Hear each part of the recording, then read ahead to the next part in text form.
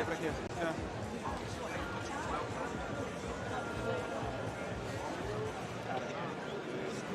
Marola, bota atrás das câmeras, bota mais pra dentro, assim, aí. Pô, deu uma... E ele é um árbitro, cara, mas, pô, deu uma vantagem, sabe, ridícula, que nem, pô... Deu uma vantagem muito fácil, cara, de finalização, sei lá. E a outra foi, pô, ele resetou uma luta... Ele resetou uma luta... Ela também.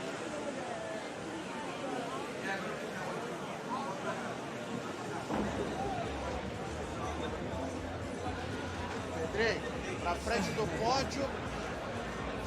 Pedrei, pra frente do pódio ou da mesa central?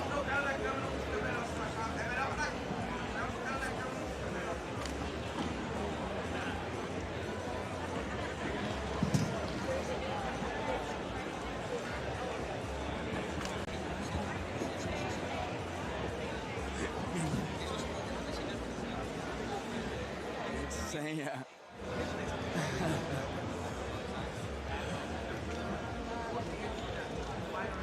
Yeah.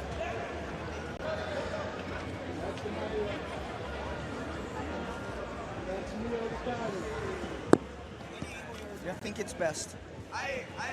Maybe like this is better, no? Because for the mats. No, I don't know. The problem is the lighting. Yeah, that's not good.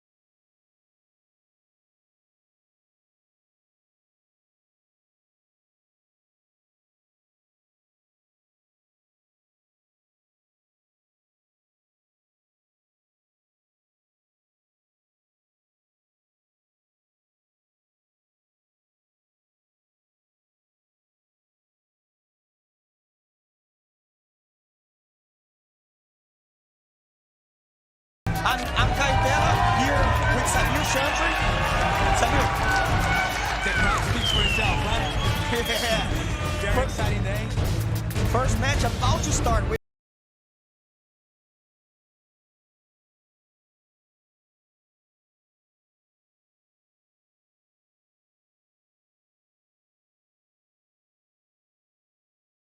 Style, his half guard, super tough game. Both trying to pull, obviously. And Bebeto with very versatile fighter, actually. Plays guard, comes up on top, good passing style. But I believe he doesn't want to get stuck in... Will he get the tap? Keep it in mind that Rodney has gotten submitted at the finals of the World Championship in 2019. So with a footlock from the double pull. So this wouldn't be the first time. So Bebeto tried something similar, but was not able to get a good bite on Rodney's ankle. I believe the video referees are checking on something, checking if... there was an advantage. Yeah. They're checking if there was an advantage. They kept the decision of the referee, the central referee, and a one advantage lead for Bebeto. Both of them have a penalty for double guard pull. Both of these guys trained all year for this, all year long. Both of these guys are mainly gi players, dedicate a whole year for this, and only one will have a spot in the finals. And both of them are used to it. They know what it's like to be there, right? So both of them are very veterans and have been in the finals of the Worlds before. But only one of them is the current world champion, which is Bebeto on the blue gi.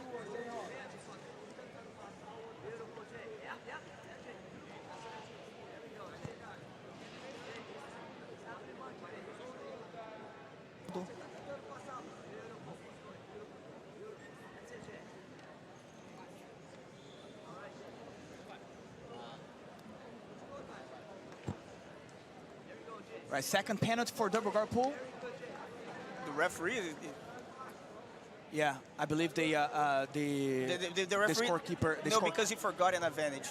They forgot Bebeto's advantage. That's why. Okay. It's correct, but the main referee. No, I think both advantages went to Rodney. Yeah. Now it's correct. Yeah. Yes, Okay. now it's correct.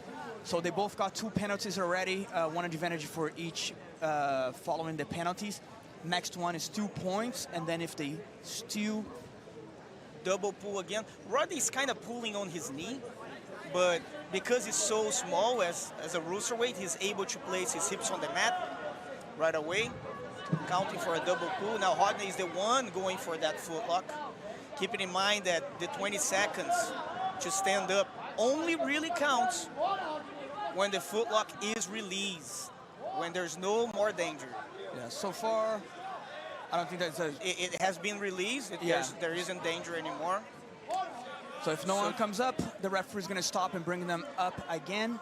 And my bet here is at the next guard pull, double guard pull, Bebeto will be coming up on top. Yeah, that's what I believe so too.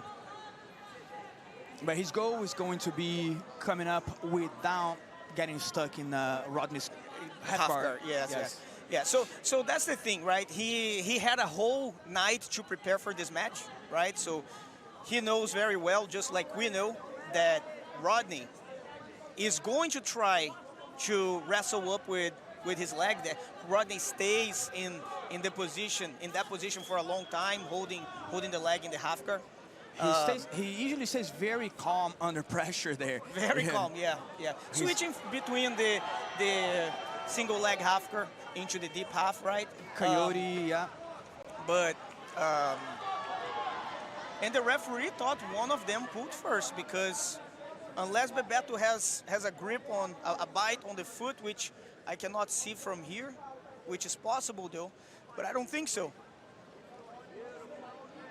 Yeah, so I guess Bebeto pulled first. Yeah, Bebeto would have pulled first. Remember I said that Rodney went on his knees at first? Yeah.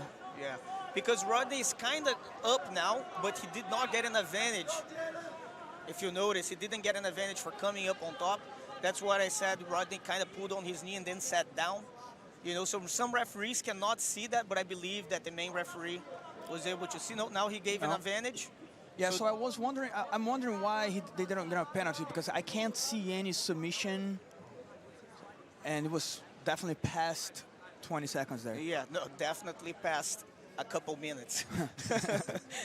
6 minutes left into this match, and we have the current world champion here, Bebeto Oliveira, against Rodney Barbosa, who has also reached the finals of the Worlds before.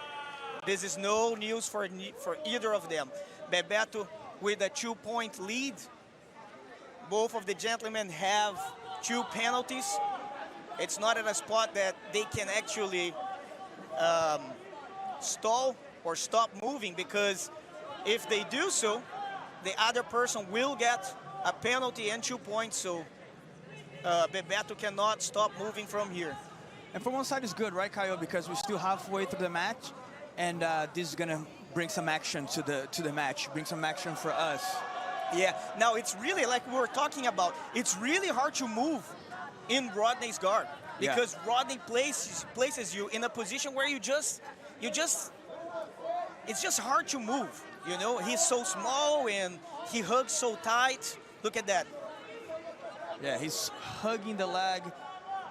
But Bebeto is doing a good thing, standing up, going back down, and that allows him to. There's a good grip break too by Bebeto. Now placing his back on the mat. Kyle, do you think he should be flattening him out over there to make it harder for him to try to wrestle up?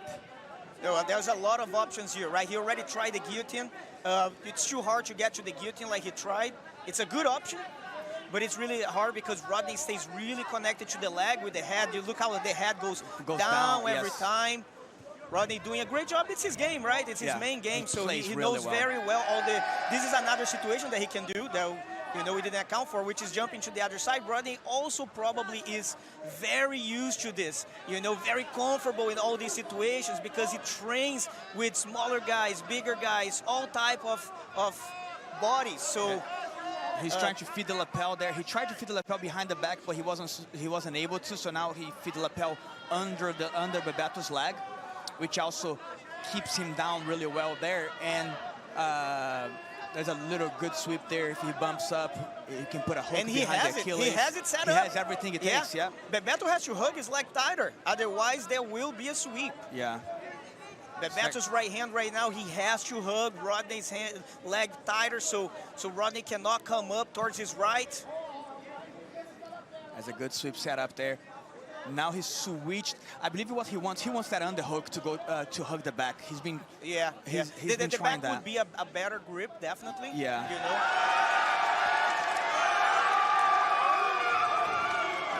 A lot of action here today at the 2025 World Championships. I'm Caio Terra here with Samir Chantry. That inverter half guard game from Rodney, it's a tough game to deal with, and at the same time, you feel threatened the whole time. He got the grip that we were talking about, Caio. Yep. He hasn't gotten the lapel yet. Yes, he's trying to open there. And now Bebeto has to get that underhook.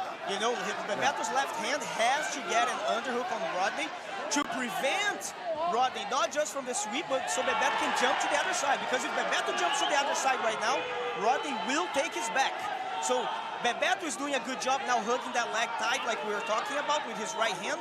But Bebeto's left hand has to underhook on Rodney's arm right now. And that's a game you played for a longest time. Yeah. So you understand really, really well what we're talking about there. Bebeto is really in a very tough situation there. If he goes forward too much, he might get his back taken. If he goes back, he gets swept. Yeah, but look at that. He got the underhook. Rodney went and tried not allowing. Rodney made a slight mistake right now because he kept his armpit a little bit too wide. He should have closed the gap a little bit more. But it's hard. You're at the highest level against the current world champion, and this is just one spot to the final. So yeah, one tiny spot you open there. Bebeto capitalized, and now the sweep is a little less settled. He's trying to regain. He regained that underhook there, Kyle, but now he's working on getting to that position again. But again, Bebeto gets the underhook. Now Bebeto's in definitely a better position there. He's a little bit more spread out to his body. I believe they're kind of weight. even. You know, I think they're kind of even because maybe Bebeto would be better there against someone that doesn't play this game so often. Absolutely. But because it's Rodney's style, I would say they're even. But however, there's only 1 minute left, and now Rodney has to risk it. He has to risk it, and that's the problem. But keep it in mind that even if he gets the 2 points, it doesn't guarantee him the win. Exactly. He's still... And the referees are looking at the clock. They believe one of them, are not moving. Now, it could be one of them or it could be both of them. You know, it's hard to tell because I actually believe that both of them are moving. I was just going to say that because Bebeto is really trying to maintain position and getting a better position there. Absolutely. While Rodney is trying to get his underhook back and try to set up his sweep. And Let's see what's going to happen. He still has a good position. It's still good. It's still good. And Bebeto puts his back on the ground. He will advance. It seems Bebeto will advance. It was too late to risk. Look at that. He got to the X guard. That was too late. And Bebeto in another World Championship Finals. Amazing. That was a great end of this match, Kyle. Really good. It seemed like that end was set up from the, fifth minute, fourth minute. It just seemed like everything was leading to a great ending like that. And I know right now Bebeto is feeling okay. All the hard work that I have put this whole last year, been paid off so far. A lot of action on that number one. So it's to decide who's going to go. It's going against Bebeto.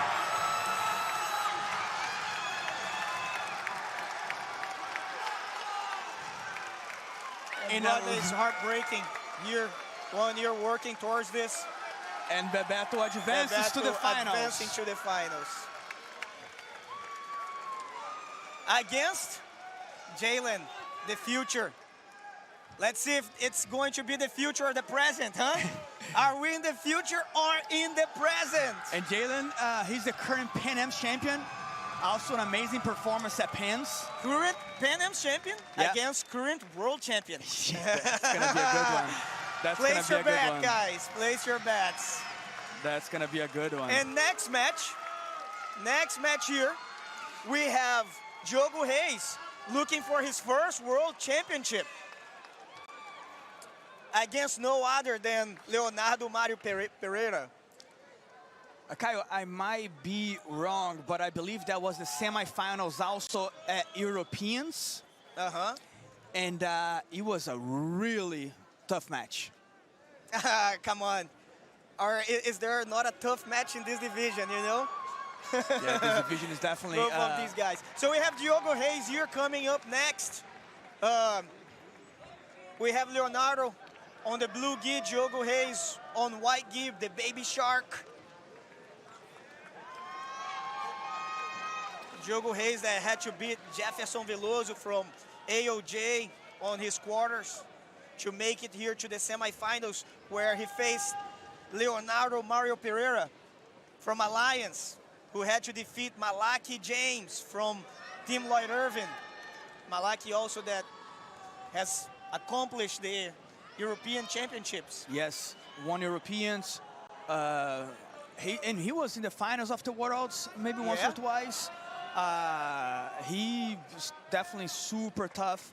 Also, Leonardo beat Zach from AOJ. That's the current world no-gi champion. So great run from both these athletes to make to the semifinals today.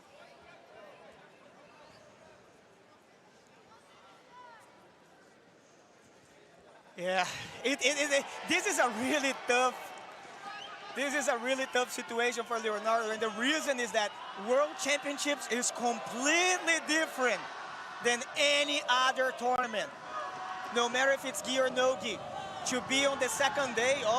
There was a double guard pull, but I believe that Diogo Reis pulled first, okay? I believe so too. They're I checking believe back. that Diogo Reis pulled first. They're checking back on the clock there, on the... And he's counting, so double pull. Double pull. The referee thought there was a guard pull for Diogo Reis at first, but the camera called back and said there was a double guard pull.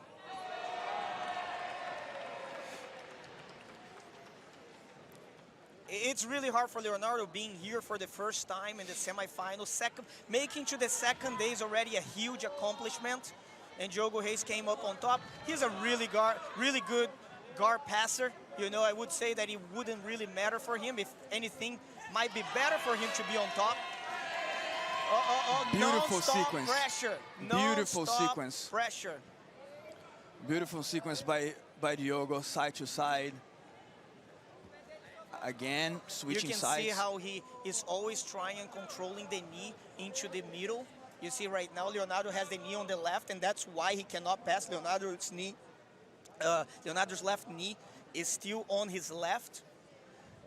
Diogo is always trying to bring the knees towards the middle or towards the other side. So that's gonna be a good clash of styles. Leonardo has a really good guard, and Baby Shark is definitely one of the best guard passers in that division. For sure. If not the best, right? I think guard passing wise, he's probably the best in the light feather division right now. I would say guard, we have Pato, right? Yeah. And Pato has been passing a lot of guards lately too. Yeah. He's been doing really well on top as well. Yeah, Diogo Reis also has a really good guard yes, as well. But I would say both of them are very complete. Pato probably have a better guard. Diogo probably has better passing, and then I would say that Diogo has much better wrestling, probably. You know, and Pato has better leg attacks. Yeah, no, Pato has good wrestling too. Yeah. We don't see him wrestling that much. I've seen but him when before it's necessary, he does. Yeah, right? yeah. I've seen before in some no-gi competitions for sure. But here we have Leonardo, which has a really good guard as well. He's not as offensive as Pato, but he, in the other hand, is a guard that he is really good at recomposing his guard, really good at guard recovering. So it's tough to pass, but, you know, sweeping Diogo Reis is so hard. You know, at the end of the day, you have to wrestle up with this guy, and that's a tough mission. Yeah, wrestling up with him is hard because his wrestling. Look at the knee. Look at the knee. Really He's gonna try and get that knee to the middle. Look at this. No, the knee is on the side, but he has a pen collar. Oh, now he goes to the other side where the knee was. Towards. And Leonardo's his guard is really good. And think about one thing too. He's tall for that division though. Like he's tall. He's lanky for that division. His legs are long. But Diogo is bulky for that division. Oh, underhook De La Riva now and close the guard. Good work by Leonardo. Really good work here. Guys, both of these guys fighting their heart outs right now. Leonardo. I believe Baby Shark is being a little bit more aggressive. Leonardo hasn't found yet a good position for sweeping. But think about this. It's hard to be aggressive with. It's really hard to be aggressive with Baby Shark, you know, because if you're aggressive, you will open up, and he will be faster and more explosive than you, right? So I believe that Leonardo is doing a good thing by being patient, because, you know, he might be able to beat Baby Shark with technique. He will not be able to beat Baby Shark with athleticism. I highly doubt. Yeah, it would be good. Leonardo trying to keep the pace a little bit slow and find a guard that he can feel comfortable in. The close guard is one of them that can bring the pace a little lower, others lower, and then trying to find a good position from there that he can set up, maybe open the lapel, and trying to set up a little like a guard where he can bait Baby Shark a little bit and then trying to go for the sweep. Oh, that's a good one. Let's see what's gonna happen now, because he's trying to get to the back, but Baby Shark can also open to a pass. Oh, the knee is out. The knee is out. Oh, nice job by Leonardo placing in the De La Riva. Very nice job by both of these guys. He has a good reach. And the lapel there also. Oh no, nice job by Diogo Reis. In the middle there. Baby Shark stepping to the side, and this is dangerous for Leonardo. If he clears this is the knee, not good for Leonardo. I believe the knee's cleared.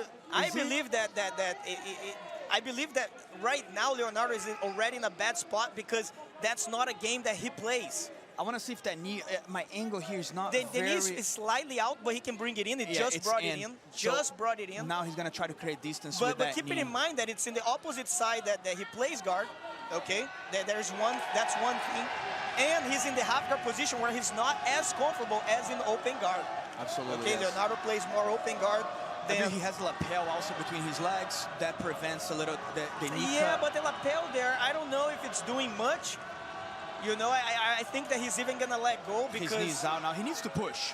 That's he all needs to push. He needs to open that space there. And Diogo Reis will try to get inch by inch closer Yeah, it would be to good if he Leonardo's tries to, chest. if he tries to pummel in that grip. Yes, I think that's what he tried to do right now. He should be trying to break that grip. That's gonna, if he breaks that grip, makes it much better for him. But oh, that was a good guard retention, but right into a double under stack pass. Nice job, Leonardo. Nice job, Diogo. Leonardo has to get his hips further away. Good thing that it's one of the first matches here, so the mats are still sliding, so he's able to recover. Oh, That's a good recovery. Good match, guys. Good match.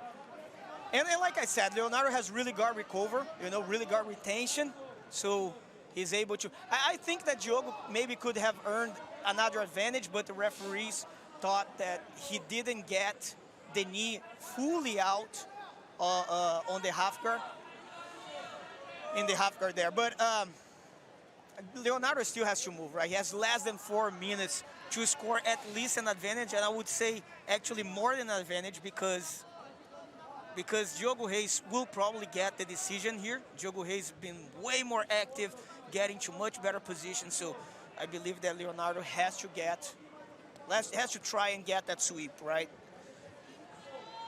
But again, if he opens up, that's where Diogo wants.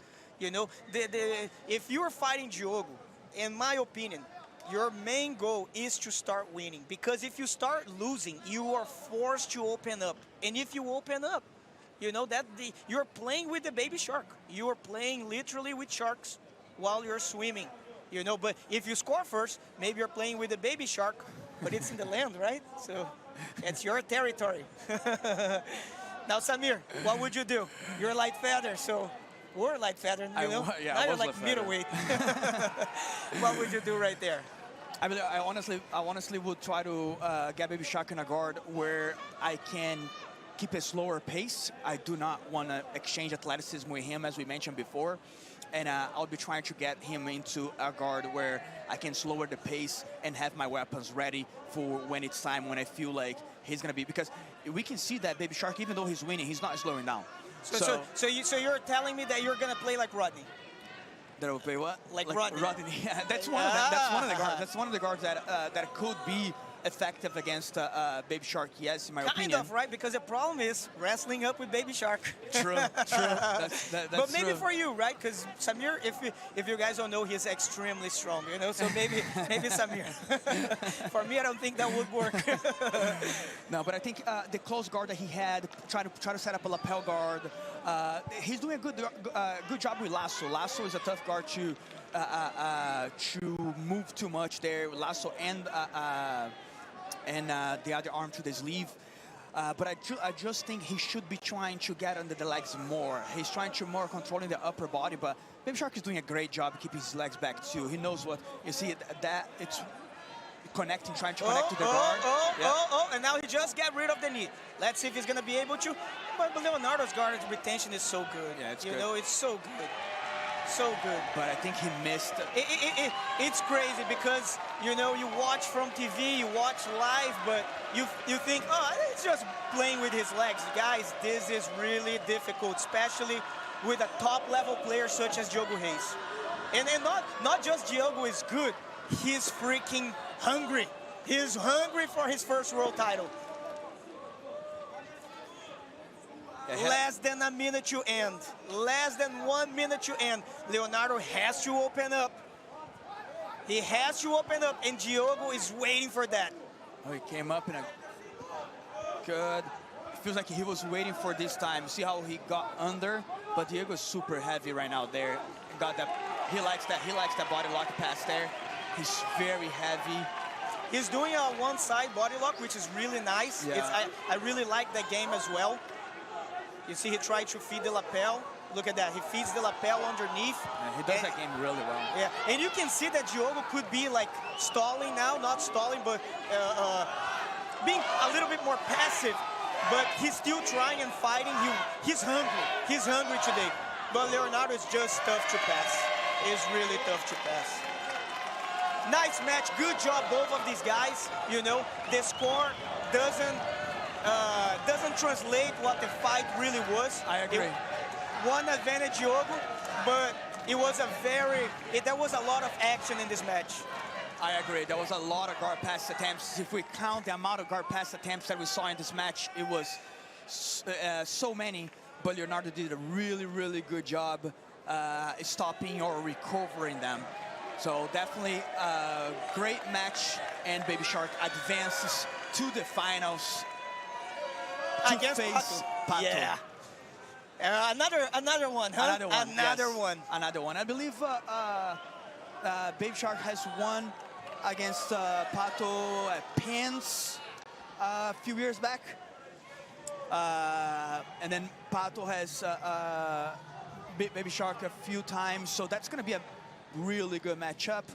I expect nothing less than an amazing match between these two. In my opinion, definitely both super qualified to be there. And yeah, so let's see. Will Pato show his dominance and win one more tournament this year? I believe he won all Grand Slam tournaments this year, Europeans, Brasileiros, and Pens. And he just actually completed Grand Slam. He just completed Grand Slam. And everyone, and every single no-gi tournament as well, huh?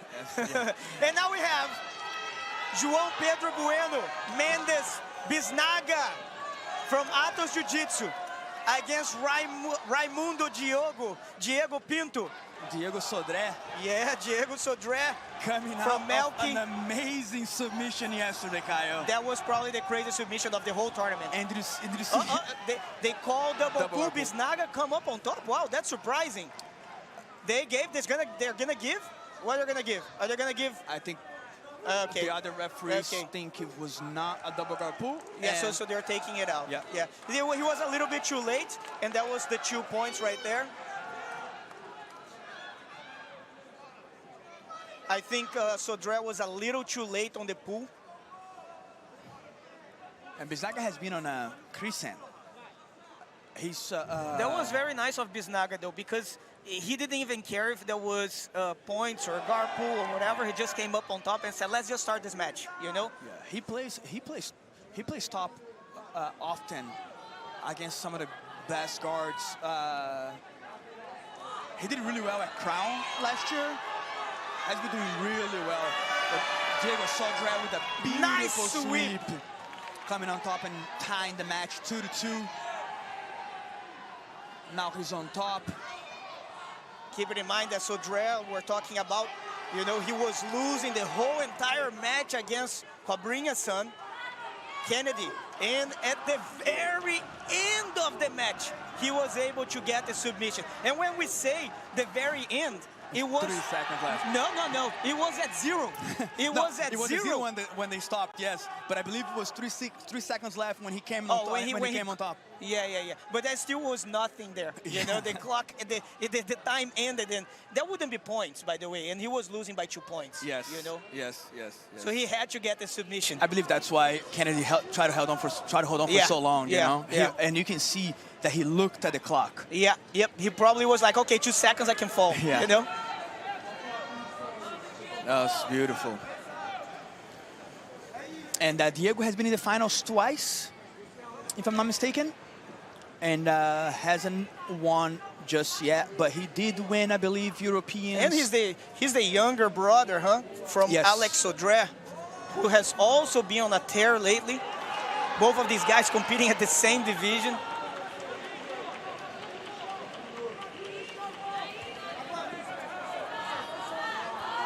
Nice try, nice guard pass. Now the thing with Biznaga coming up on top is not because I was surprised that he plays on top. All these guys have amazing guard passing. Oh, look at that. I know that technique, huh? The Carretera footlock right I there. know that technique. Is it going to happen at Finals of the Worlds? I didn't manage to do that at Gi Worlds. I believe maybe at no Gi Worlds, but not at Gi Worlds. And that was, the submission happened. The Carretera footlock. No way. My footlock right there. What? Did you see how he played out?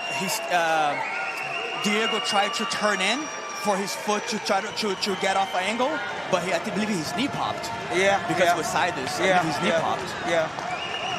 Amazing. Wow. Amazing. First finals from Biznaga is such a tough competitor. And underrated, in my opinion. And extremely underrated because he never gets a good bracket. You know, he never gets a good draw. But this time, you know, he went there. He beat a lot of tough opponents. You know, also Isaac Dordelin did not show up, so you know that was in his favor. But he went to the finals of the Crown. He beat Kennedy at the Crown last year. He lost in a really tough match against Pato, and yeah. So man, I'm just upset. He got the Carretera footlock in the semifinals of the Worlds. Oh, maybe. Oh no, I don't think so. Not at the Gi Worlds. But I never did that, you know. So look, let's see the replay. Look how he was trying to move his foot away. Yeah.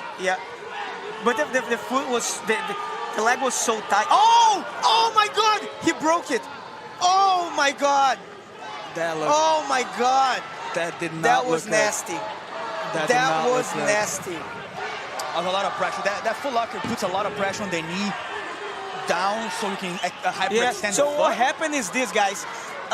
Usually the person falls down, and then then there's all the pressure on the foot. But Diogo did not want to go down. He wanted to stay up, to not give an advantage or 2 points. And because of that, the knee, you know, he started applying pressure on the knee, you know. Wow. That was actually surprising. Amazing job by Biznaga, you know, making it to his first finals. Like we said, he's extremely underrated. Absolutely. You know, a lot of people don't know him. He's been on the scene for a very long time, you know, but since he's a brown belt, he has always done so amazing, you know. So no surprise for me, no surprise for you, but exactly. If you have never heard of him, guys, he is really good. This new generation is really good. He's not really in the new generation, but he's also not in the past generation, you know, and he's trying to make his name out there, making it to his first finals. He's going to have a really tough match either against Mayhem or Cole, whoever wins that match, you know. And I've heard that he trains 10 times better than he actually competes. That's what I heard from some of his teammates, that in the academy, his training is just amazing, that he trains with everyone, with the heavier guys, and everyone have a tough time training with him. That's not a good thing. You know why? Because competing is definitely harder than training. But Samir, how is it to be on day 2 of Worlds?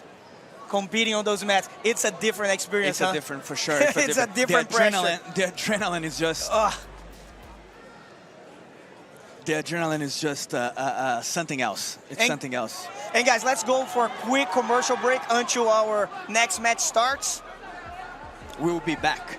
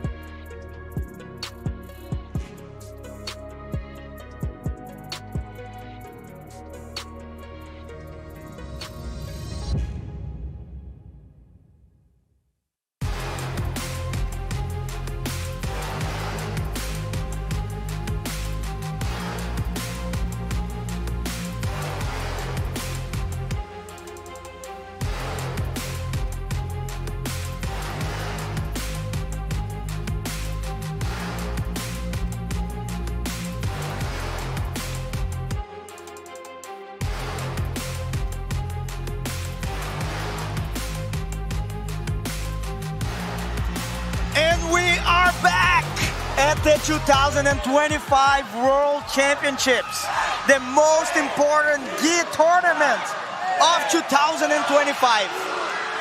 We have here Andy Murasaki chasing his first world titles. A first world title after coming close so many times against Leonardo Souza in his first semifinals. Samir Chantry.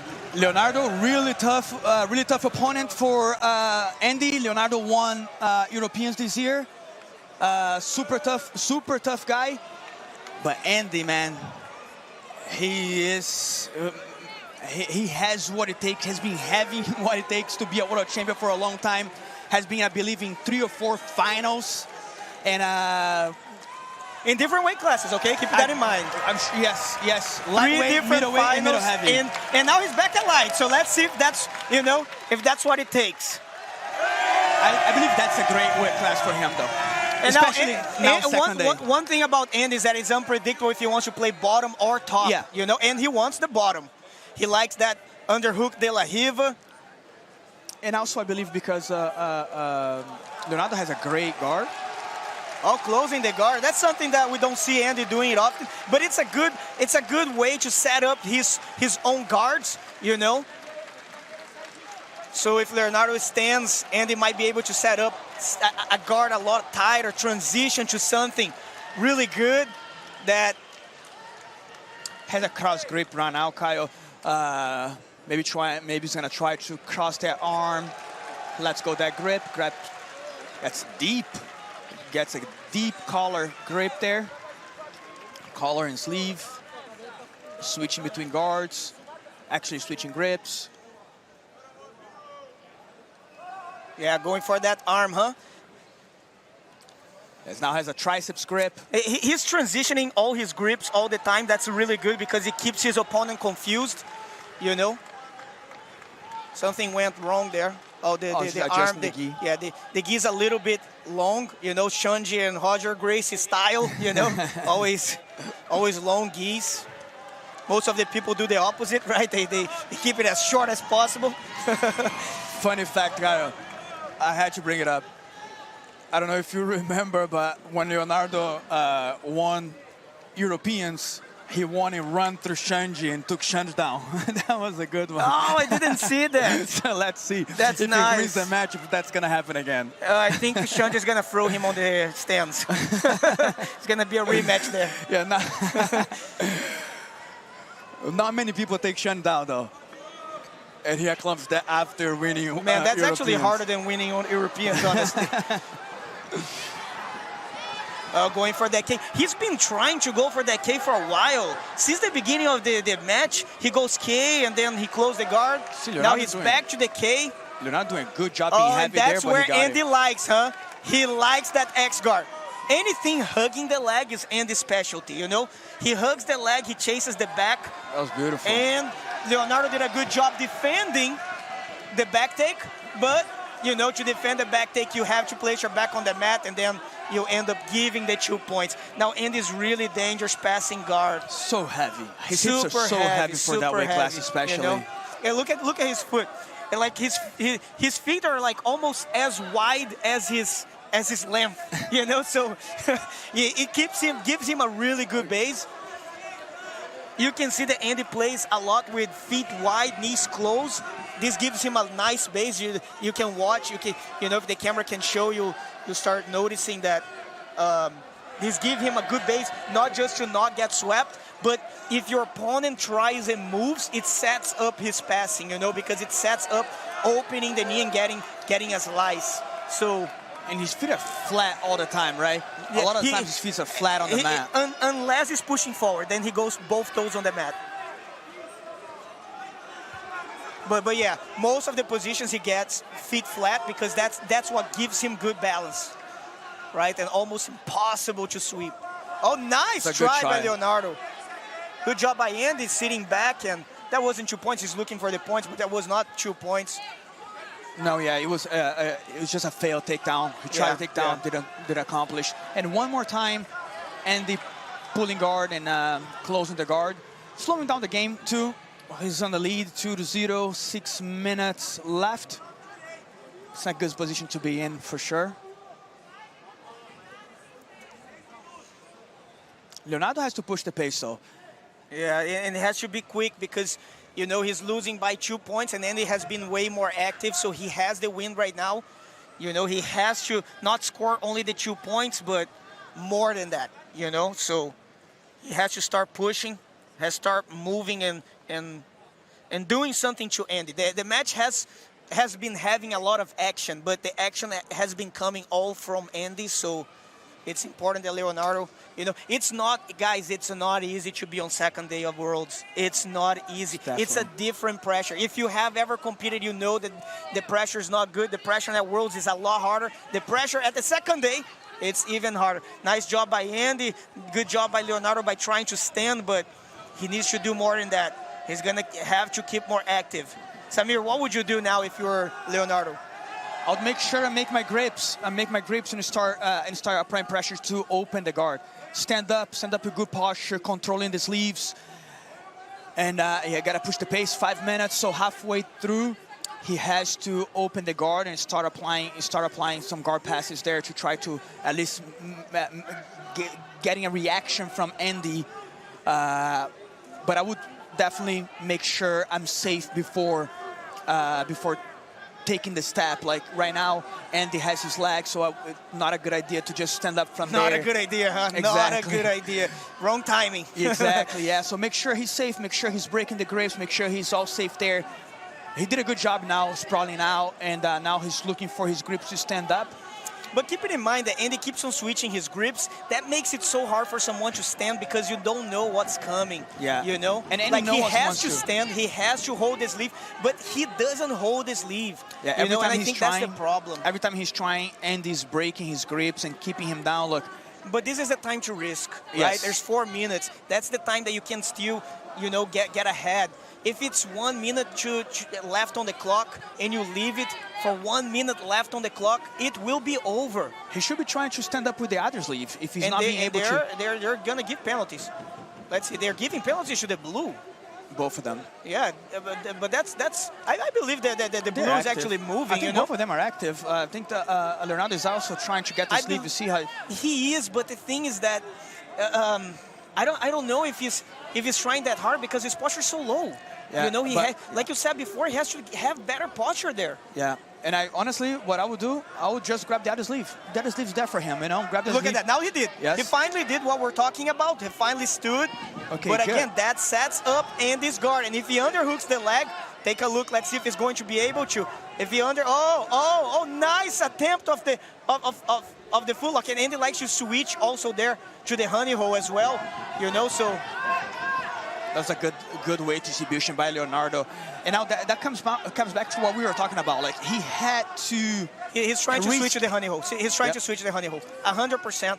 He was not able. Leonardo knows. Oh, he crossed the foot there. Wait. He's I believe he has leg. He might be DQ. Yes. But at the same time, Leonardo was the one that turned. So they're going to have to see in the video. I saw a rip. I saw the rip too, but did Leonardo cause the rip or did Andy cause the rip, right? So No, that's what even I think that they're verifying right now. Even though if Leonardo rolled to the inside, the leg can't get through. You got to keep that leg on the outside, you know. But if Leonardo was the one that even pushed it in, that's a different story. Yeah, no, yes, that'll be a different story. But I don't think he pushed it in. I think. Let's see what. Yeah. Our angle here was not as good as the referee sitting on the other side. You know, neither of the 3 referees saw as a rip, but let's take a look again, guys. As soon as we have a winner here, we're gonna try and play we don't want to lose who's going to win this match. We don't want to miss that. But as soon as we have a winner declared, we're gonna take a look again at the. But at the replay. It was a really nice toho, huh? No, the transition was really nice. The transition was amazing. Let's just take a look here.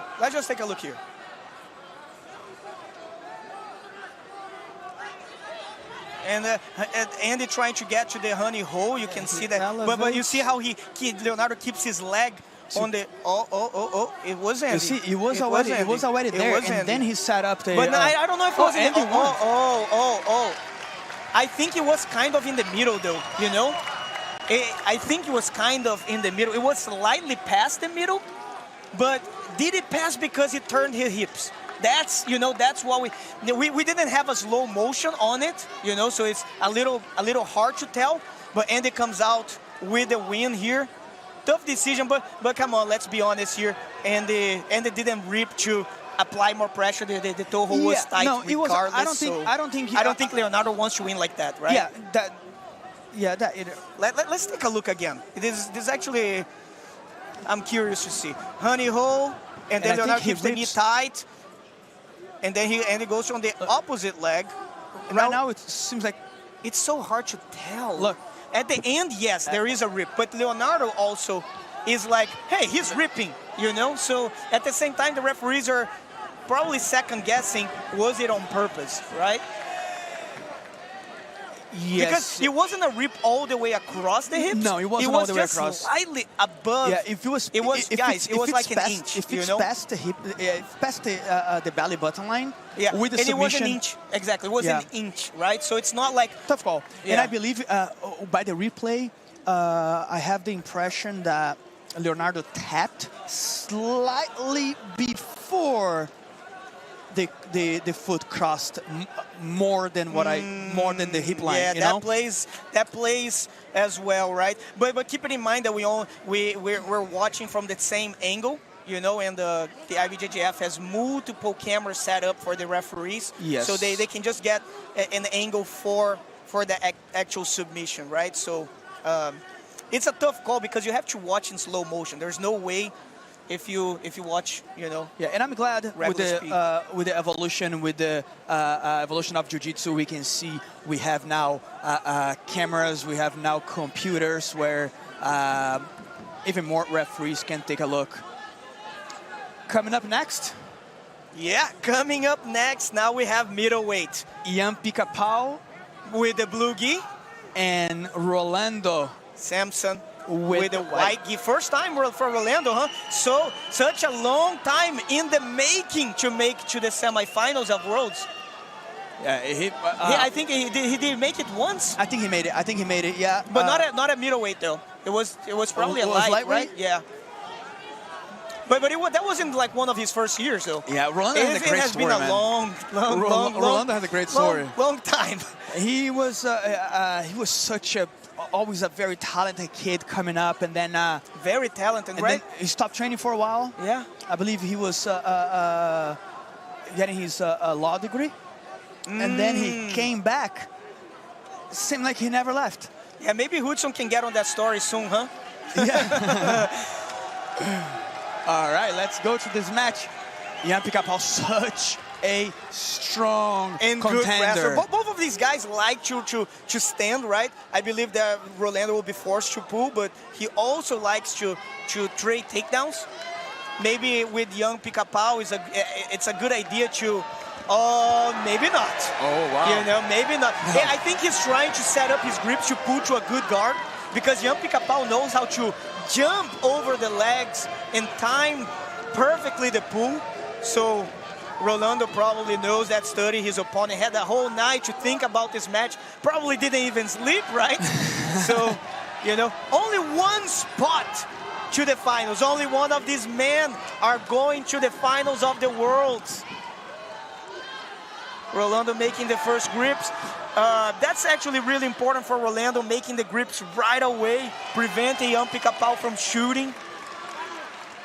But Ian Pica-Pau is really good with hip throats as well, So there's no way out, If you stand with Ian Pica-Pau, I mean, that's not something that I would look forward to. Oh, that's surprising. Yes. That's surprising. Yeah, but he can wrestle guard. up really well too, so. Looked like he's looking for a K-guard or giving the lapel there. Rolando already open. He's already started putting pressure, bringing the knee through. Nice job. Nice job by Rolando. Oh, Nice wow. job. Beautiful, beautiful transition to the other side, looking for the leg drag. Yeah, some Atos Jiu-Jitsu style right there.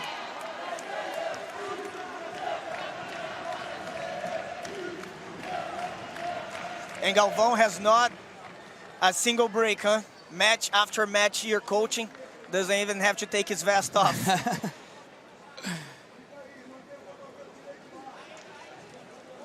Pica-Pau is actually very flexible too there. Rolando's looking right now to stack on young Pica-Pau. Young Pica-Pau is doing a good job keeping his legs open and wide, and at the same time keeping his hips off of the mat.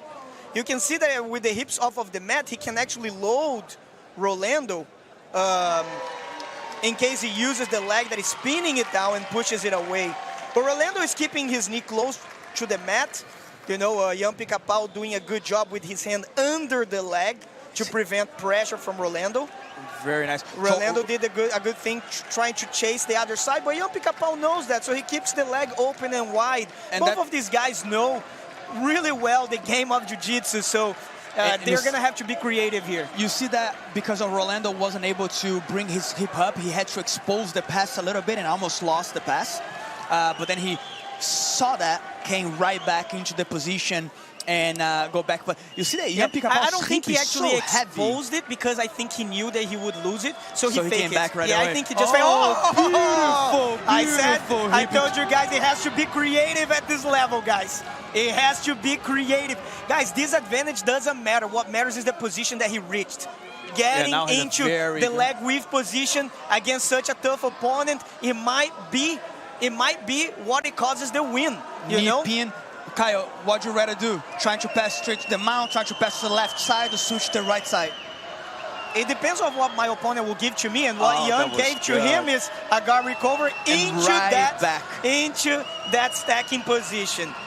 Right back but now Young Pica-Pau is more aware of what Rolando can do, which is moving his left leg towards the north-south position. Keeping in mind, this is not the same position as before, because before Young Pica-Pau had his arm under his own leg, his left arm, and now the arm is on the lapel, which means, guys, that Rolando now can have the knee on the floor, and now Young Pica-Pau cannot, Young Pica-Pau cannot load him anymore. You see how I like that what Rolando did there. Yeah, it's really good that the lapel there is perfect. Open, yes. Since the key is open, he doesn't have that grip anymore, the high grip anymore. And this is important because he's trying to close the knee. Oh, nice job. He came back, but you see how he digged it. That was good. Because that would have created a guard pass for sure. Yeah, going to north-south. Oh, but the hand now is in back again. The hand is back underneath again. So with now, the lapel. So now, Rolando should have. You see, that's the thing. You know, you can't rush at this level, but at the same time, if you don't, you know, you allow an opportunity for your opponent. The guard play is gonna be to set up his grips as well. And now Pica-Pau, he's still not. He's under the leg, but he's under the shin, so it's not as powerful as under his own, his own knee. But you can see that Rolando has his knee on the floor, but in trade, in exchange of that. He's allowing Pica-Pau to hold his lapel underneath. That doesn't really guarantee or stop from a guard pass from Rolando, because Rolando can use his left arm and underhook the hips. And Rolando is in a really comfortable position right now. Staying there for like 4 minutes is not the nicest thing you want, right? Being stacked for 4 minutes is not very he's trying to switch that leg. Trying to switch the leg. Like a knee shield over there so he can push to the side. Yeah, he's trying to get to the north-south here. But, the thing is that he needs to get the lapel a little bit looser. Because if the lapel is still there, he will have a hard time taking his foot out. That's what he's trying to do. Look how he's trying to get his foot as close to the edge as possible. You see, it was in the shin, it's by the foot. But at the same time, you do that, you lose pressure. You lose pressure. So it's a trade, right? It's an exchange here. You really want the pass, or you want to stay there. Because young Pica-Pau can also not. Now he loaded. That's what we were talking about before. But the loading creates the berimbolo. The loading creates the berimbolo and the leg drag. Oh, look at that. Leg drag. Then he came back on top. And right back into this stack. But now Yan has the... He has a leg in, yeah. Has a leg in, so it makes it much better for him to set up a guard and not be in that stack position back again.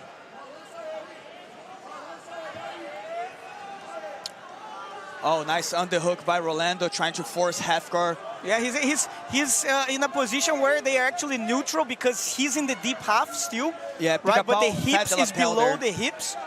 Right, so allows Pica-Pau. This is actually a good situation for Pica-Pau. He plays very well from this angle because he comes up. Wrestles up. Exactly, he wrestles up from this position, right? It just creates a scramble. Celcinho Vinicius used to play it really well as well, right? But young Pica-Pau wrestles from this position really nice. Ronaldo lost that underhook that he had it, but he's gonna probably look for that again. Got it back, but also Pica-Pau brought the leg back. Rolando wants no break. Beautiful. He wants no breaks here. Doesn't tie his belt. He just wants to go for it. He doesn't let Pica-Pau comfortable at any time. It's one guard pass attempt behind other guard pass attempt to get into the comfortable positions all the time. He's not letting Pica-Pau set up his guard. Like right now. Let's keep it in mind the difference here, right? If he tries to sweep now, right? Rolando will probably try and come up on top and just give an advantage, right? But the thing is, if he tries to sweep later on, Rolando will try to not give any advantage, and then can cause 2 advantages because it can cause the advantage turn away of the sweep and the back take. Yeah, exactly. So young Pica-Pau might be timing the right moment to do this because sweeping right now could only cause maybe the advantage in case he cannot get the 2 points, right? And that will draw the match, but Rolando will win by being more active, right? Yeah, he's definitely in dominant positions, and he's definitely the one attempting and looking for. Now he sweeps at 30 seconds. That changes everything. If he gets to 2, yes, absolutely. It's dangerous though because at 30 seconds, that's like a one boot. You know, you're playing Russian roulette. You know, in this case, Brazilian roulette. You know. To be honest, Kyle, give me your opinion on this. But 1 minute left. Orlando has a good position. I don't think he should risk anymore. Oh! Now he's trying to get the for sure. But at the same time, if he stops moving, it allows Pica-Pau to get better grades. It's a tough situation, but he got a good position there. The lapel and that knee pin, I think it's going to make it very hard for... Oh, yeah. If he keeps that position, that would be perfect. Yeah, no, that would be perfect. But his coach cannot say that. The ref cannot hear that. Yeah, but right now he can. He can stall now because there's only less than 30 seconds. Yeah. Even if he gets a penalty, he's still... Oh, the knee bar! The knee bar! The knees out to the side. And the 50-50. Oh, there will be no advantage for 50. There is no advantage for 50-50. He's going to look for that. There could be an advantage for the full lock, but he will lose by not being active enough as much as Rolando, though. And will Rolando make it to his first finals of the world? 3, 2, 1, and Rolando advances to the finals. Against either Tainan Dalpra or Ronaldo Pereira. From also Atos, right? So let's see if we're gonna have a team closeout, or we're gonna have Tainan on another World Finals here against Rolando Samson. Both of these guys. But let's keep in mind, we've seen Atos members fighting in the World Championship. Andy and Braguinha, they fought 2 years ago. They went to the finals of the medium heavy, and they still fought. Right now, you kind of have to fight, right? You need to fight in order to actually receive the points, receive the bonus. And the prize, yes, true. Yeah. True. Well, it's a good initiative from IBJJF. And honestly, I don't know who would win, Rolando or Ronaldo. That'll be a great match. But anyone against Tainan is the favorite. So let's see who Rolando has. He guarantees the first spot in the 2025 World Championship. Middleweight finals. Samir, what did you think about this match? It was a great match controlled by Rolando. Pica-Pau did surprise us by pulling guard, but did had a really good guard. just wasn't able to get to like a very offensive position. We're gonna see some replay right now for the match. You see that? You see how he got to good positions. That was a beautiful backstab. Yeah, that didn't work. That did give him an advantage, huh? Yes, that was one more match. That was their one advantage. Yes. There was no double pull on this match. No. Pick-up-out surprised and actually pulled guard. Yes. Maybe he's thinking, why did I, right? Yeah, he did set up a good guard there, but man, Rolando was just so good on taking initiative and not allowing Pick-up-out to actually set up an offensive guard. Pick-up-out played really well the guards, but mostly in defensive positions. He was able to prevent the passes. But yeah. All right, introducing for next match, middle heavy semifinals, Gustavo Batista in the blue gi. And we have Wallison Oliveira from Campeão United in the white gi. Gustavo Batista Braguinha had an amazing quarterfinals yesterday, Caio. He was getting his back taken and he escaped right into a guard pass and then got a submission. It was a great run from Batista yesterday. And Wallison also had to face Ribamar, who is also a really tough opponent. It was a really tough match. It was actually decided in the last 30 seconds.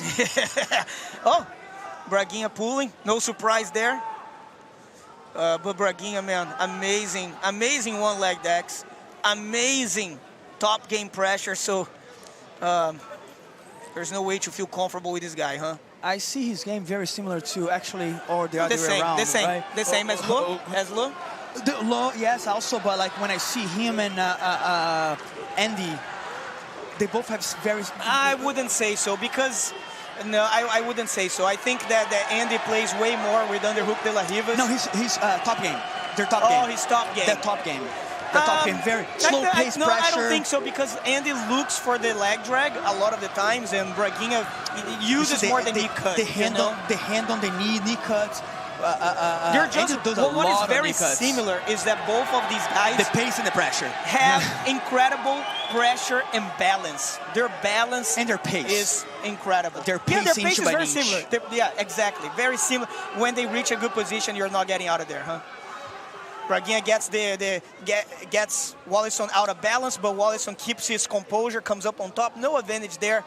You know, he manages to fall on his knee. Good job by Wallison. But you can see that Braguinha is trying to move Wallison to Braguinha's left side so he can set up that one-leg dex. You see, Braguinha is very comfortable with the leg under the legs, you know, like into the headquarters position. He actually chooses that. He used that a lot. He has a really good full lock. He didn't go for it, but, you know, usually he has really good straight ankle locks. He gets the 2 points. And Wallison has to set up a nice guard because if he doesn't, then it becomes dangerous, you know? Braguinha is looking for that foot lock. Yes, yeah. It seems like he's but looking he doesn't have a good angle so far, no, you know? Not yet. And be careful, you know, because you set up foot locks, that's a back take right there, right? Any foot lock attack is an opportunity for your opponent to take your back. So that's the beauty of jiu-jitsu, you know? Wallison has a one good attack and creates a even better counterattack. The lapel set up there by Wallison has been trapping that. And remember what I said, right? Galvão would have no breaks, but he got a little break right now because Luisa took his spot, you know? Luisa is coaching Braguinha, his girlfriend. So Galvão's on the other side. Oh yeah, he had no break, huh? Forgot no about break. Ronaldo. Braguinha was able to free his leg. For Wallison. Braguinha is really comfortable in close guard. You know, most athletes aren't as comfortable in the close guards. Braguinha, I have never really seen someone, maybe Hudson, right? But besides Hudson, I have never seen someone actually attacking Braguinha and making Braguinha uncomfortable from the close guard, which is actually really rare. You know, one thing is at least, you know, like he doesn't even get out balanced from that position. You know, he's so comfortable there.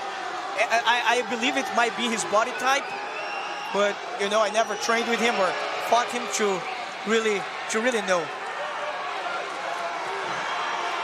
Watson trying to set up the K-guard, underhooking the leg. You see, he's trying to keep the Braguinha from the pressure off. He doesn't have the knee, so he has to push. You know, and the problem right now is that Braguinha might have the knee under. Yes, he did.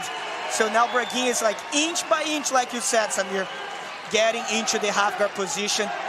This is really tight, guys. This is so tight. This is so tight. Now it's going to be, Wallace's going to have to pull something off really good to get Braguinha off of there. Even if it does, it's, you know, it's so much energy to get out of there. At this point, Wallace, you know, is basically surviving. Wallace did a great job coming into the semifinals. But has a grip on his shin. Braguinha is so comfortable He's losing little by little that grip. It's almost like fighting an IBJJF Open, huh? Look at this. Oh wow! Passing to the mount, going for the back, so he gets the advantage for the pass. He did not get the advantage for the mount, but I believe Wallace turned right away, so he didn't get an advantage for the mount. So now. But how do you do that if you pass straight to the mount and get an advantage for the pass? But I think he turned away. He turned away before, so it was just an advantage for the pass. Like he turned. Oh yeah, total. He defended the pass. Yes. And yeah. I thought he actually went towards the mount, but he got a submission. From our angle, we couldn't see what it was. Yeah, I have the referee right in front of me. They were facing away. I didn't see, but very likely a rear naked. Or something, because I don't see any grip on extension on like his body. Yeah, either rear naked or lapel, but I would say rear naked because I don't see the lapel because if he would have to extend. Angle. Yeah. So I don't see that. So it was but like I said, like just a minute ago here, at this point, Wallace was just surviving. It was the beginning of the end. Yeah, was the very beginning of the end when we call it. Yes. Guys, there's no shame on this, okay? Braguinha is just, you know, like not just on another level. This guy has been in the final of the Worlds so many times, you know? Like, it's no surprise being here in the semifinals today, you know, for Wallace, and it's still, like, kind of a shock. You know, being in the second day of Worlds is not an easy task. And there was only one spot in the finals, and we have Braguinha advancing to another finals once again. But it's not going to be easy, okay? Because we have, in the other side, Jansen Gomes and Raul Barbosa Basilio. One more match for Andre to coach. Yeah, on the other side, right? But both of these guys used to actually be Atos Jiu-Jitsu, right? So no, sorry. So only Raul, but Raul has Caio. So it's not really. Is Galvão coaching or Caio yes, coaching? Galvão. Oh, really? Yeah, Raul has been in Atos HQ. And Leo's coaching Jansen that came from Cantagalo. So many, you know, top-level athletes came in from Cantagalo. So many talent. Replay. We're gonna see the tap over there. I think that was a little extension there of the body. So that was kind of like a modified rear naked choke. I think he had it under.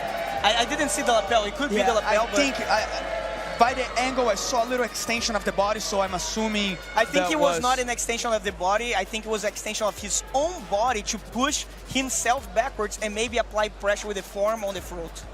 You know, but I could be wrong. Make that double hand. Yeah, the double hand, but with only one hand because it's Braguinha. Guys, we have here, you know, one of the stars of the tournament, Adam Warzinski. A lot of people waiting for this match. A lot of people waiting for this man right here, you know. 7 years in the making until making it to the finals of the world and conquering his first world title. And since then, on a tear, winning the Grand Slam, winning Worlds 2024, Europeans 2025, Pan Ams 2025, going to Brazil. Crown 2024 as well. Yeah, Crown, yeah. That's actually maybe even harder than the Grand Slam right there. He, some will call super Grand Slam, right? Winning The all major plus... the GIS Super The Grand GIS Slam. Super Grand Slam, yes. All That's major, true. all 4 majors plus the crown. So has been on a tear since Worlds last year. So since here, last year, Adam hasn't lost. Unbelievable. Unbelievable. Hey, no. Hold on. Not that he didn't lose, but the fact that he dominated all his opponents. I believe he only didn't submit once or twice. But Hitter's really tough. Hitter's I gonna don't be a think tough that match. will be a submission right here. Adam with the blue gi, Ritter on the white gi. Adam probably pulling guard. Oh, nice job by Ritter. And Adam came up on top. They took out the advantage, gave him 2. Gave him the 2 points here. They're reviewing it. They're reviewing to see if Adam pulled first. I actually thought that Adam did pull first, was just like maybe a second, maybe 1 second away, but I did think that Adam did pull first. Yeah, they're reviewing that right now. Caio, different than what we were talking about, Andy. Look at while Adam is on top. Look how he changed his feet positioning and his feet angles all the time. What I need you to look is how he has his feet not flat. He goes on his toes, but without his toes. Yes. But without his toes. That's crazy. You see, he might have his toes broken because on the right side, he actually placed the toes on the mat. I heard from people that fought him, and I can see how much forward pressure he puts. I've studied his game before. No, he's always driving forward. He's always driving forward. It's unbelievable. And with his length too, how with his length he also is able to push forward and being so far forward on the opponent past the hip, which creates a huge pressure and weight distribution on the opponent. But let's keep one thing in mind, okay? He is Polish. Probably the strongest race out there, so I'm so lucky I have never trained with this guy.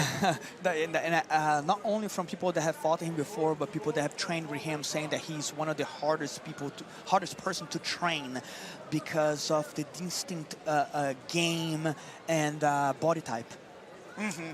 Yeah. And he looks so skinny, but at the same time, he must have so much power, Yes. and his pressure is so good. Look at that. Because of his length too, and how amazing he's able to use that in his favor. He has really good movement for a guy that size, Oh yeah. Oh yeah. Oh, Look, nice leg drag. Beautiful leg weave into the leg drag. Windshield wiper to the leg drag. And keeping in mind that he either likes the close guard, but Adam knows that, and he keeps the knee. Oh, he did close the guard. You see, he kept always the forearm blocking the back of the knee on Ritter's left side, but Ritter was able to get the elbow off and close the guard. Eventually, that's the thing. If you keep trying the same thing over and over, it works. But at some point, your opponent can recognize, especially in a 10-minute match. Oh, beautiful. Oh, my God, this guy. And now that's what we're talking about. Now I'm just upset at Adam. I'm upset at this. Why didn't he fight the Absolute? Why? He doesn't do much Absolute, right? Yeah, but I would love to see this guy against that'd be awesome. People such as like Eric Muniz, Yeah. Now Adam Adam is playing so smart. He had never fight like this. Adam always plays like, okay, yeah, I'm training jiu-jitsu, I'm playing here. Him. Yeah, you want to play top, I play bottom. You want to play bottom, I play top. Right now, he did such a good, smart strategy. Good timing on the pull, right? Such a good timing on the pull. He knew Ritter would have to turn on his knees, and the moment he did so, he went and pull guard, and now he's playing his own game. Guys, this is really important for Adam. Yeah, but this is really important for Adam, not just because he can sweep Ritter, but because Adam always sweeps to that knee cut. If you allow Adam to sweep, it's not the 2 points that matter. It's the position that he lands.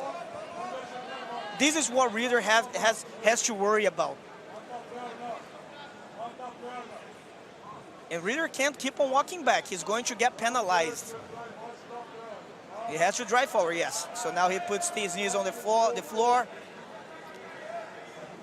Nice job holding the collar right there. Collar, yeah, collars. That's Adam Mozinski 101. But at least he didn't land. He landed with the knee on the. You see, Ritter didn't fight, and that's why Ritter did a good job not fighting. Yes. Sometimes you fight, and then that's when Adam gets to his position, to his knee cut. But instead of fighting, Ritter accepted the sweep, getting the knee on the middle right away. But that didn't matter much. But look how the knee. No. Look how the knees are already forward, Kyle. You don't want that, and that's the beginning of the end. It's a guard pass. You don't want that. You don't want. You know, that's the thing. You train, you get into that position, and you take your opponent out. But you are not fighting a regular opponent. You're fighting one of the best pound for pound in the world right now. You know, this guy hasn't lost a single match since last Worlds. Conquering the Super Grand Slam. Oh, that beautiful mount. I was broadcasting this yesterday. This guy, Samir, correct me if I'm wrong, but this guy is almost like the new Roger Gracie, because you know this guy's gonna do this thing, and he does exactly what he does in every single match. Check what I was talking about. Look how he can keep his hip low, which flats him out. But also, he's still past Hitter's head. So the amount of pressure on top there, on the choke or anything he does there, look. The funny thing to me, and Adam stays here in this position. If you guys don't know, he stays here for a while. He likes to control the mount and get his opponents tired, just so you guys know. So he might stay here for a minute before he actually gets him tired and then finish. But, you know, eventually he does get the job done, or he lands in close guard back again. So let's see what's going to happen here. But if you guys don't know, a lot of people that train and competed with Ritter, they have always said that Ritter is one of the strongest guys they have ever trained or fought. But that's probably because they have never trained or fought Adam. Because the pressure of this man is unbelievable. I truly think I believe it's more driven pressure than anything, man. Like the pressure, how he uses his body type in his length is just amazing. Yeah, look at Roger Gracie, right? Yeah, yeah. Roger Gracie, a lot of his opponents I talked to, I always say, how strong is he? Man, this guy's not strong at all. He's not strong at all. He's just weird. You know, he's just weird. He can use his size so well, you know, and I have never trained with someone that long that can use his body. So, you know, it's just knowing your body so good. And that's one of the reasons why people should train jiu-jitsu, because it allows you to move better and have a better quality of life, because you know your body better. You know, waking up knowing your body is a different feeling, you know, because in the end of the day, jiu-jitsu is the art, you know, that you... you're pretty much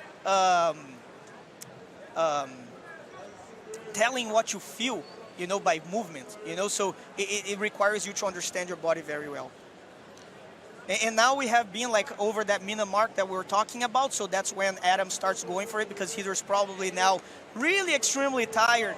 And, you know, there's too much pressure, you know. Being the mount for a minute is one thing. Being the mount with Adam putting pressure is a different thing. Look at that. I called it 1 minute, and that's when he starts. It's so normal, you know. It's usually the same way. His only chance is getting to the close guard again, and so that's what he has to try. Oh, nice katagatame. You see, he has to drop the hips to the side, and the finish is going to happen, guys. You see how patient Adam is. He's been building up to this position for the longest time.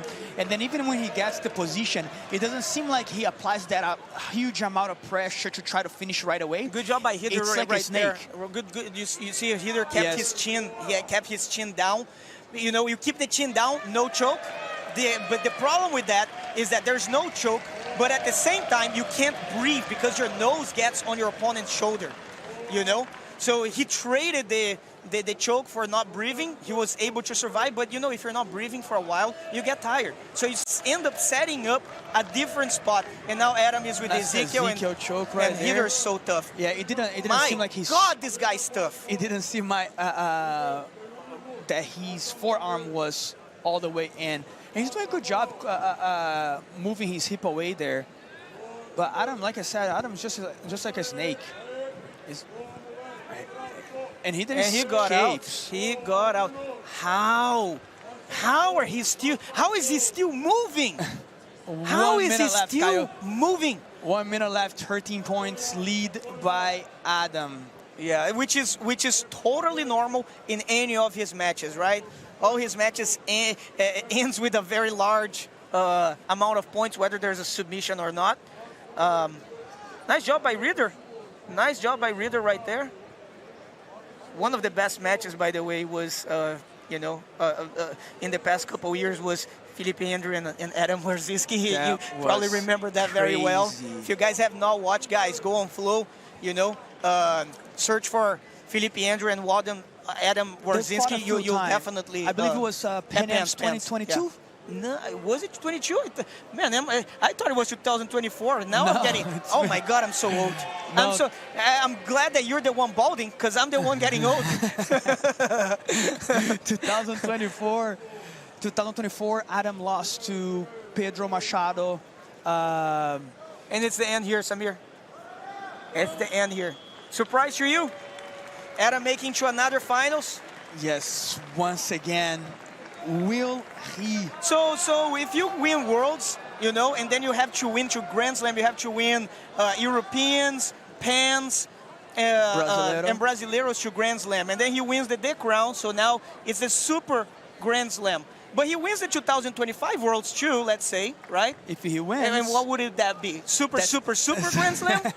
That's the beginning of a new season. Ah, come on. Today would be a beginning of a new season. If this guy makes it, and wins another world title without even barely, look at this guy. Look at this guy's composure. If he's really, with that composure, winning another world title, give this guy give him the real crown here in Jiu-Jitsu, Amazing, Adam. Amazing. You are great. You are awesome. great, Awesome. Adam. And there's a story behind it, man. Like seven World Championship, not medaling, and then accomplish his first world title, and then that just set up for greatness. That first world title, I believe, just changed. Let's take a look in the replay here, Samir.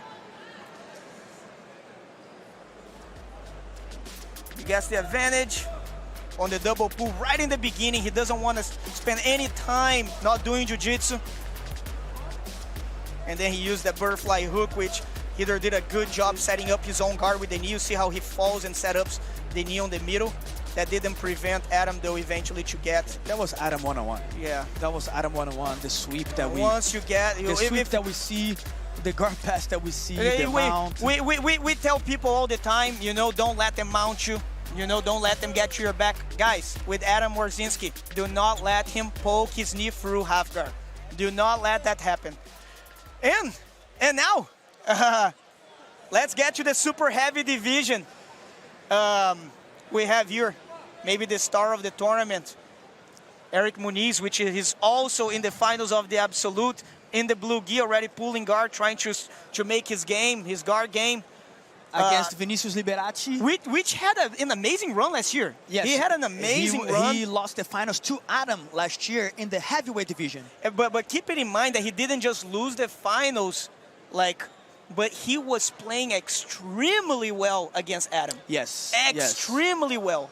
Yes. He was shocking to me how good he was last year. But then that sequence hit. That sweep into the guard pass, into the mount, into the submission.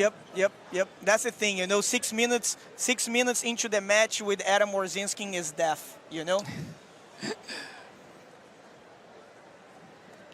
see, that's the thing. Last year, I was commentating and saying how Vinicius is so patient, so calm. Look how he fights so calm and so patient. So I thought he could have gone a division down, because he doesn't use a lot of energy on his matches. He's just so technical. Actually went up. But then he went up, Maybe he's thinking, oh, you know what? These big guys, they're not as technical, so I'm going to win on that. Man, you're wrong, because you're fighting maybe one of the most technical, if not the most technical guy of today, which is Eric Muniz. So, and it's not in the finals, it's in the semis. So, but really nice job, because most people here with Eric, they have a hard time preventing Eric from setting up his grips. And Eric right now trying to come up on a single leg. Look at Vinicius already falling down, trying to close the guard, but Both of these guys are very patient. You know, they're playing really smooth jiu-jitsu. If you like smooth jiu-jitsu, this is the match to watch because Eric always plays like this. There's not a lot of explosion or speed. You know, it's not that he's slow. He just plays on the perfect pace, you know, both on bottom and on top. And Vinicius is very similar. Samir, talk about the position that they have right there on this one-legged X, kind of modified. Yeah, that's actually a good position for Liberati, how he has the control of the far leg. And that's one thing that I do a lot, and I tell my students, like, when we get a single leg X like that, trying to control the far leg is a really good way to go. And that's actually, oh, that was a good transition to the back there, but that was lack of control there. That was good. It's a good tilt sweep. You don't see that often against Eric. Oh my God, this man's just swept Eric Muniz. Oh, that's very good tilt sweep. I was thinking like that's that's not smart, you know, to going super heavy and facing Eric Muniz. But actually, Eric Muniz might be the one guy that will play into his game because it's technique against technique, you know. And we're really gonna see who's better at jiu-jitsu in this match. Oh, nice transition to the modified honey hole here. This can be a really good attack. Nice transition again to the one-legged X. Both of these guys, look at this other side because the weight on the weight was in the other side, so he switched. And he does a switch as well, so he can have both pen control. He has a pen control on one side, and when he switched to the other side, now has control of both legs. He hits that a lot. I seen him hit. And the way to kill that, it usually is to place both knees on the mat. But if you do, I mean, the opposite knee on the mat, that it doesn't have the single leg X. But if you do that, you expose your back, right? Because it allows your opponent to cross the other leg over your body. Eric Muniz comes up on top. They're not really fighting to stay on top that hard because what they're trying to do basically is trying to get a sweep into a good position, right? And sometimes when you fight too hard, you end up setting up the pass for your opponent. So they accept into their own guard. Look how Vinicius can get the sweep back again. And they're back to back. Keep it in mind that these guys have trained together many times, you know. They are from different teams now, but they have trained together multiple times, so they know each other's games. Well. Yes.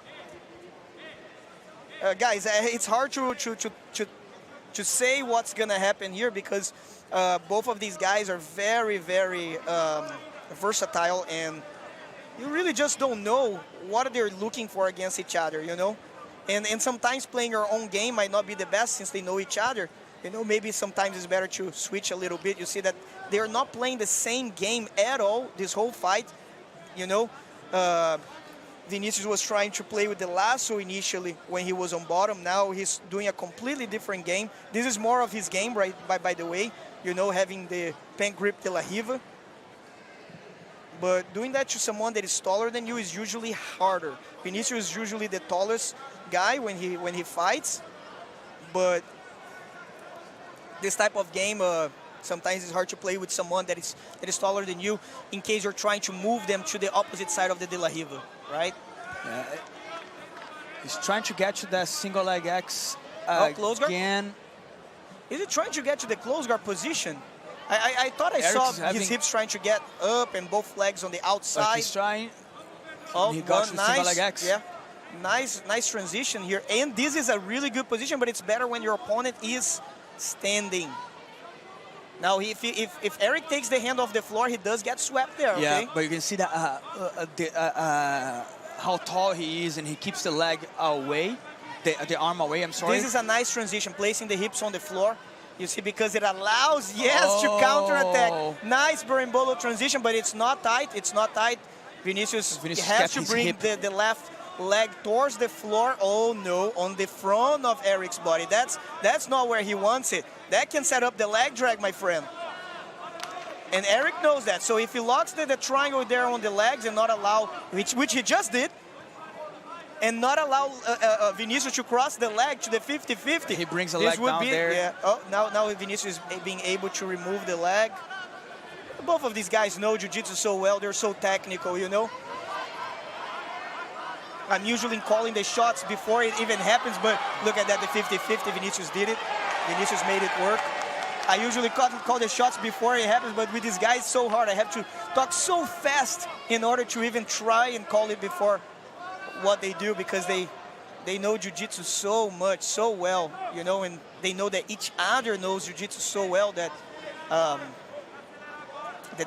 they need to have that transition. That's why they keep on transitioning from guard to guard, from grip to grip so fast, and not allowing their opponent to be comfortable in any position. I like that position a lot, Kyle.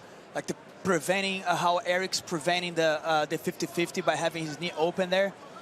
Yeah, with the hips away, you Yes. see, looking, facing away from Vinicius, okay? Yes, yes. If Eric has the hips facing towards Vinicius, then Vinicius can cross the leg into the 50-50 again. Oh, nice transition with the leg there, but Vinicius already set up the guard defense. Very good, Man, very these guys good. are so good. These Very guys are good. so good. It's almost like effortless for both of them, you know? Eric is really good on top, but his guard is definitely his best part of the game. And Vinicius' guard is really, really good, but Vinicius don't really care about playing guard or top. Nice coming up, but this can set up a back take. Okay, so that's even. Referees will make them tie their belts back again. Neither of these guys are tired. You know, they're exchanging a lot of techniques. Obviously, there's some energy that they're wasting there, and their heart must be beating fast because it's the semifinals of the Worlds. 42. Man, how crowded this place is, 1 minute and 45 seconds The left. camera is not showing really how crowded this place is. It has one side, one small side that is open is where the camera is facing, but everything else is incredibly packed. Incredibly packed here. If Eric at the pulls guard, iconic pyramid. if Eric pulls guard, No, and which it's he hard. does, That's going to be almost impossible. Vinicius is going to have a hard That's time winning this going to match. be almost impossible, yeah. Vinicius, that's what I was saying. Like, he plays guard so much better, but at the same time, he's comfortable on top. Like, he's playing old school Adam Warzinski, where he doesn't care what his opponents do, you know? But look at Adam. He's so good now with the rules. And, you know, it's like, imagine if you play soccer without knowing the rules. You can be the best player in the world. You can be Ronaldo, you can be Messi, but if you don't know the rules, you know, you'll never reach your full potential. And it's not that he doesn't know the rules, he just doesn't want to play the rules. So here comes his notable double lasso. The impossible guard to pass. Eric. Look at Eric, how his hand was like in the air, like, okay, you know, I'm so comfortable here. You're not going to pass.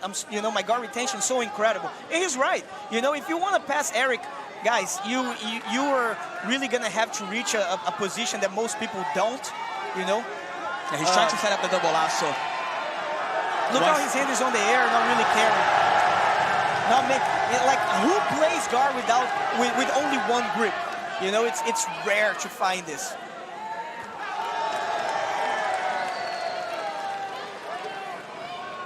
And I think that's it, huh? Eric closed the guard. Both of these guys are probably friends, I believe. And now, yeah, good job, both guys. Really technical match here. You know, amazing way to see jiu-jitsu, you know? And this is a proof that you don't have to use all your energy, all your strength to actually be active in jiu-jitsu, you know?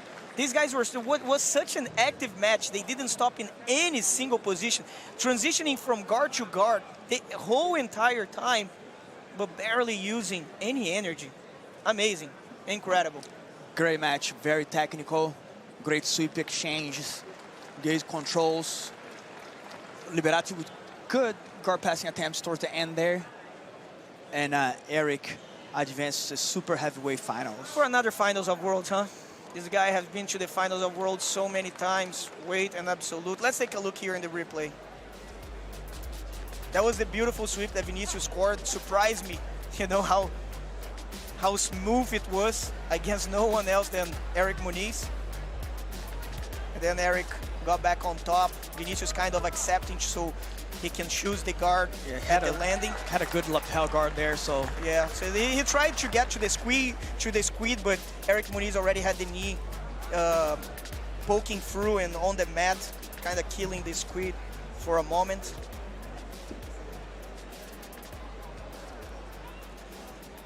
And now let's go to our last semifinals. In blue, we have Luis Fernando de Oliveira from Fortress Jiu-Jitsu. And on white, we have Roosevelt Pereira from Cascão Jiu-Jitsu. Roosevelt that had a really good run in the lower belts. Past few years have been up and down, and now he's trying to make it to the finals of the Worlds against Luis Fernando. Luis Fernando that had to defeat one of the favorites for this division, Guilherme Soares from Aliança, who has been a seasoned athlete, you know, with multiple finals in his career, so from Grand Slam events. So let's see if he's ready for day 2 of the World Championships. It's gonna be a good, very good matchup. Roosevelt has his very distinct style for a guy his size. Yeah, this is going to be the new rooster weight match here. These guys just weigh almost triple of the roosters, but there will be a lot of movement here. I'm expecting a lot of movement. Roosevelt with really good leg attacks, straight ankle locks, toe holds, and knee bars. Very flexible guard, moves a lot.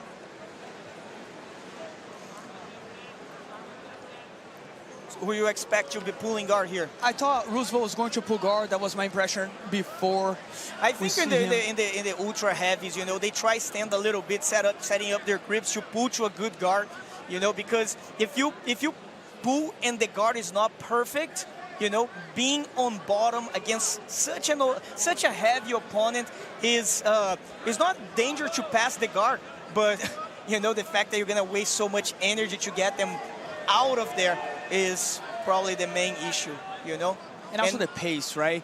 They tend to be slower than a lighter weight class, and then when you pull guard and you're not in a good position, then one movement takes you longer.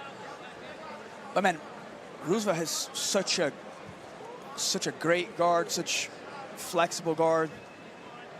I truly thought he was going to pull guard off the bat there, but let's see what both of them bring out. Oh, very nice ankle pick. Ankle pick. Oh, the referee had stopped before. Let's see if there will be an advantage. It will be an advantage. He started inside the mat area. Yeah, but and he outside didn't the land area. before he said parou, you know, so no advantage. He said, I think he called the shot a little bit early. He stopped the match a little bit early, but you know, because when he stopped the match, it was still in the blue, but he didn't land on bottom to score the advantage, you know. Was a nice ankle pick though. Guys, doing an ankle pick against someone holding your own gi, being 250 pounds. Oh my God. That was good. He created some movement. He snapped down a little bit and then went to the leg. That was a very good move.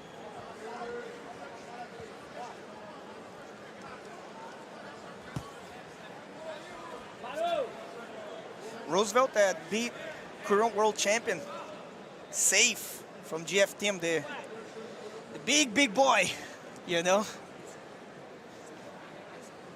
So he definitely, with his energy levels, ready for this tournament.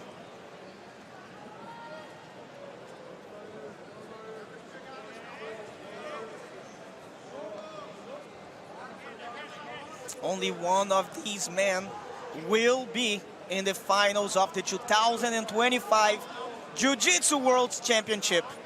IBJJF here creating this great. Beautiful. Now he stopped after. But he was tornado. In the yellow, but he stopped after the opponent reached the mat. But I think he's not gonna give anything because he didn't give anything in the takedown before. Yeah. Both of these, in my opinion, should have been advantages. I don't think it would matter because it would still be tied, but yeah, I think it's just being fair. Because you know? it's landing outside It the landed mat out, area. but it did land out. But I think that Roosevelt and it still landed out. Yeah, you're right. I You're think right. both of them landed out. Yeah, I think Roosevelt was still win, but yeah, Luis Fernando was out. You're right. But that was a beautiful takedown. Either way, now he's being fair, right? Yeah.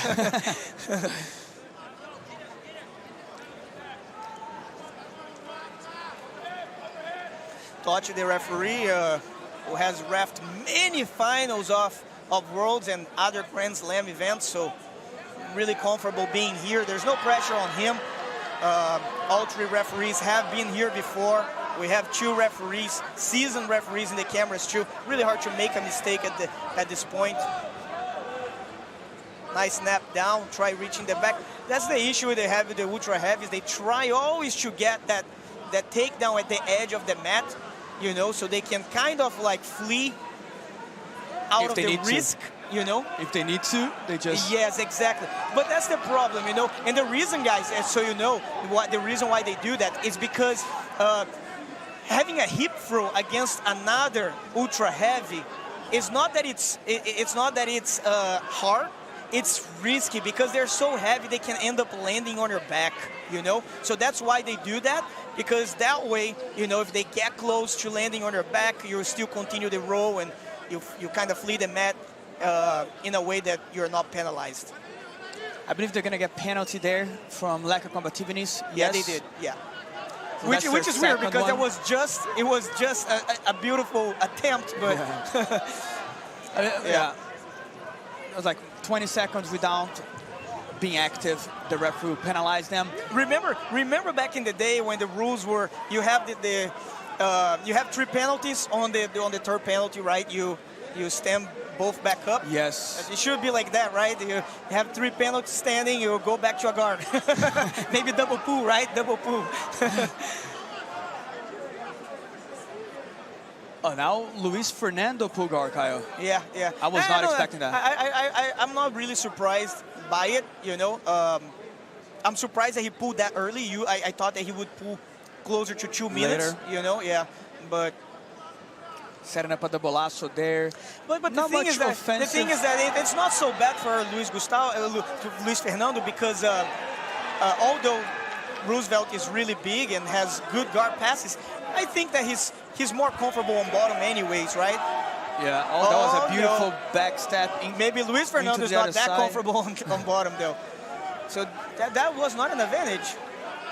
That was not an advantage. I think the referees will take a look at it again. Yeah, they're taking a look at it again.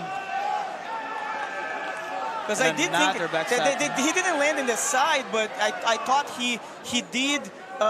Yeah, you see, I thought he did turn to his knees to defend the guard pass, which is the same as reaching the side. Guys, if you go to your knees, oh, nice, it will be a takedown. That will be a takedown. At least an advantage now. That won't be an advantage, but that could be points. You see what I'm talking about? They do it in the middle, in the edge of the mat, so they can get out of it. Oh no, that will be 2 points. That's 2 points, and might even restart with the one hook on the back. And with the penalty. He clearly fleed the mat. Clearly fleed the mat. Yeah, the referees already awarded the penalty. And we'll start in the same points. position. Yep. And that was a mistake from Luis Fernando, you know. And that's what I was talking about, guys. You know, if they do it on the edge of the mat, because if you land wrong, ends up that you expose your back, you know. So that's why doing at the edge of the mat allows you to flee, but he flee to the wrong side, Samir. You know, he went to the opposite. He should have landed on towards the other mat, and he landed towards the TV. That was not the smartest move. He also got 2 points for the takedown, Kyle. I don't know about the takedown though, because the takedown I don't think he stabilized. I believe he landed on top. No, he did, but did he actually stay 3 seconds? Yeah, he stayed on top on the replay probably saw it again, counted, you know. Yes, so, exactly, yeah. So I just didn't think that he stabilized on time, but he reached the back, hadn't put the hook. He locked the body triangle, now has his foot crossed. He hadn't got the points for the back yet, but he's attacking the neck. Oh, that's gonna be hard for Luis Fernando to get out now. He's still his foot crossed. He's with So the foot no crossed. points No now. points, but Now at the he same time, it's might tighter not- to yeah. stay there, you see? Yes, So absolutely. they have And the figure 4. He's not really carrying because you're in the He's back already with 4 points. 4 points, Yeah, yes. 4 points ahead. And now the choke's deep. The choke is deep. That's it, Samir. That's it. And Roosevelt advances to the finals of the World Championship. Amazing. Amazing. Amazing. Amazing. This is such a, you know, for both of these guys reaching the finals for the first time, you know, this is a different feeling, you know. So I'm really happy that, you know, Roosevelt, you know, I would be happy for Luis Fernando as well, but I'm really happy that one of these guys got to experience this in their lives, you know. It will be a lifetime changing moment for them. You know, life is all about feelings, right? And this is a really beautiful feeling. Like being in the finals of the Worlds is something that not a lot of people, barely anyone can accomplish. So, you know, congrats, Roosevelt. You will be in your first Jiu-Jitsu World Championship finals. It was a great match. And same thing with what we said before the match started. Two big guys, but a great movement, great back and forth match. Let's take a look at the replay, Samir. Call the shots there, Samir. On this replay of amazing choke. Luis Fernando with a great ankle pick into the double leg. See, he got the takedown, but outside of the mat, so no advantage wasn't awarded. And then from there, that was when he almost got a takedown, but Roosevelt countered into his own takedown, went to the body lock, to the back, and that was when he was awarded the 4 points, 2 points for the takedown, 2 points for the for Luis Fernando in the match, and then he went to the back. We started adjusting body triangle, and then the one hand and the other hand came to the rear naked choke and got the tap.